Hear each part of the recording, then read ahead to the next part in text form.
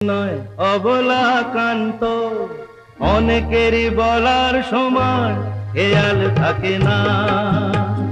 শুধু তুমি নয় অবলাকান্ত, অনেকেরই বলার সময় খেয়াল থাকে না। কথার অ্যাকসেন্ট সেন্ট জীবনেও কারেক্ট হয় না। শুধরে না উচ্চারণ এই বয়সে ইম্পসিবল। তাই বলে বলবে ভুল, শিখতে তোমায় হবে, হবে ছাড়বো না। শুধু তুমি নয় অবলাকান্ত,